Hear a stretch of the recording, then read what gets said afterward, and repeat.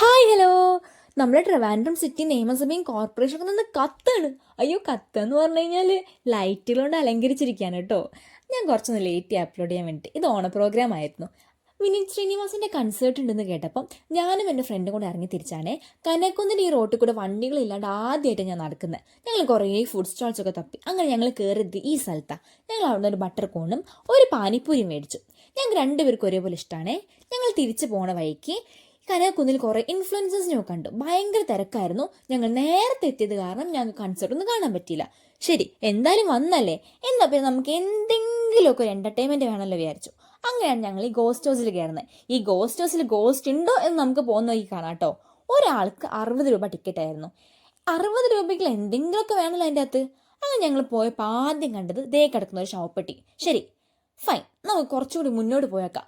അതിലെന്തെങ്കിലുമൊക്കെ പേടിക്കാനുള്ള ഉണ്ടാവും അല്ലേ? അങ്ങനെയാണല്ലോ സ്വാഭാവികമായിട്ട് സംഭവിക്കേണ്ടത്.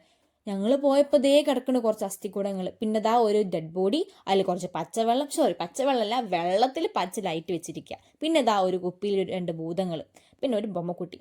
തിരിച്ചിറങ്ങണ സമയത്തോ ഒരു മനുഷ്യൻ വന്ന് നമുക്ക് കൈയൊക്കെ തരുന്നുണ്ട് കേട്ടോ. എന്നാൽ അവിടെ എന്തെങ്കിലും സംഭവിക്കുമോ?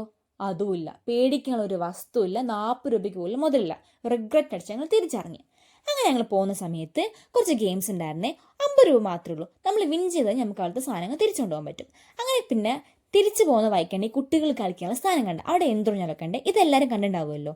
ഞങ്ങൾ പോകുന്ന വൈക്ക് വെച്ച് ചേട്ടൻ ബബിൾസ് പോകുന്നുണ്ടായിരുന്നു. ഒരമ്മ അതിൽ കളിക്കുന്ന ഷൂട്ട് ചെയ്യാവിയായിരിക്കും. അല്ല, ദേ കിടക്കണോ ഈ മുതലിനേട്ടോ ഞാൻ ഷൂട്ട് ചെയ്തത്. ഇത് എൻ്റെ ഫ്രണ്ട് ദേവികയാണ്. അങ്ങനെ ഞങ്ങൾ എന്ത് ചെയ്തു, ഹോസ്റ്റലിൽ പോകുന്ന സമയത്ത് കാരണം ഞങ്ങൾ വേഗം കനകുന്ന് ഇറങ്ങിയിട്ട് തിരിച്ച് നടക്കുകയാണേ. പക്ഷേ തിരിച്ചു പോകുന്ന വഴിക്കാണ് ഞങ്ങൾ എന്ത് കണ്ടത്, ഒരു കമ്മലിൻ്റെ കട കണ്ടത്. അവിടെയാണെങ്കിൽ നല്ല സെലക്ഷൻ. Okay, by.